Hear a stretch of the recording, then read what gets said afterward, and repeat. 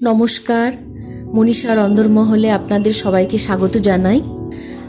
আজ বৃহস্পতিবার, লক্ষ্মী পুজো দিয়ে দিনটা শুরু করলাম, কিন্তু আমার ঠাকুরের আসনে আরও যারা আছেন তাদেরকেও পুজো করলাম, নাহলে তারা রাগ করবে বলুন আমার ওপরে। আজকে ঘুম থেকে উঠে দেখলাম 3টে গোলাপ ফুল ফুটেছে, দেখে মনটা একদম খুশিতে ভরে গেল। আমি কালকে এবং আজকে যে রেসিপিগুলো বানিয়েছিলাম সেগুলো আপনাদের সাথে শেয়ার করছি। কালকে প্রথম পাতে লাঞ্চে ছিল করলা ভাজা, এরপরে ফুলকপির ডালনা বানিয়েছিলাম। প্রথমে আলু এবং ফুলকপি আলাদা আলাদা করে ভেজে তুলে রাখতে হবে। পোস্ত আর কাজু জলে ভিজিয়ে একটা পেস্ট বানাতে হবে। এরপর কড়াইয়ে তেল, 5 ফোড়ন, পেঁয়াজ, আদা, কাঁচা লঙ্কা, গোটা জিরের একটা পেস্ট বানিয়েছিলাম, দিয়ে নেড়ে চেড়ে হলুদ, কাশ্মীরি মির্চ, লঙ্কা গুঁড়ো, জিরে গুঁড়ো, ধনে গুঁড়ো, নুন, অল্প মিষ্টি এসব অ্যাড করে আর ভালো করে কষাতে হবে। 2টো টমেটোকে কুচি করে অ্যাড করতে হবে, মশলাটার সাথে দিয়ে ভালো করে কষাতে হবে। এখানে কাজু বাদাম আর পোস্ত বাটার পেস্টটা অ্যাড করলাম, দিয়ে ভালো করে কষাতে হবে। ভেজে রাখা আলু ফুলকপিগুলো অ্যাড করে কিছুটা গরম জল দিলাম। ভালো করে সেদ্ধ হয়ে গেলে ওপর থেকে ঘি গরম মশলা ছড়িয়ে গরম গরম নামিয়ে পরিবেশন করতে হবে। আর এই রেসিপিটা দারুণ খেতে হয়েছিল, আপনারা সবাই বাড়িতে ট্রাই করে দেখবেন।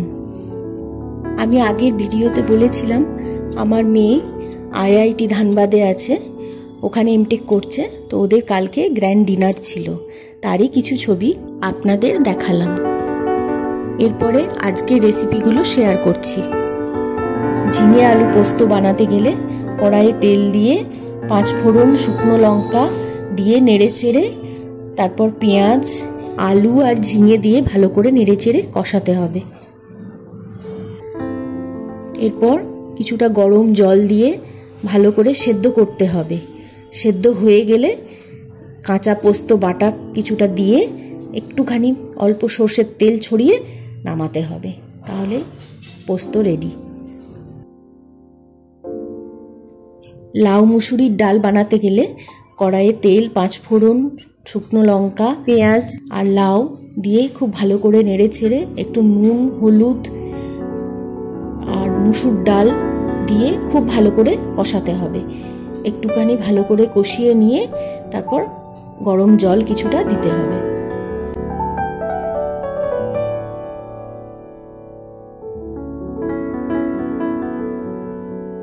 দুটো তেজপাতা অ্যাড করতে হবে।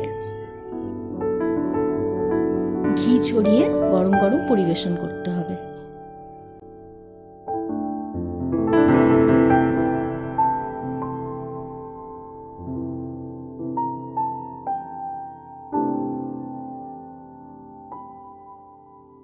ভিডিওটা ভালো লাগলে লাইক, কমেন্ট, সাবস্ক্রাইব করতে ভুলবেন না যেন।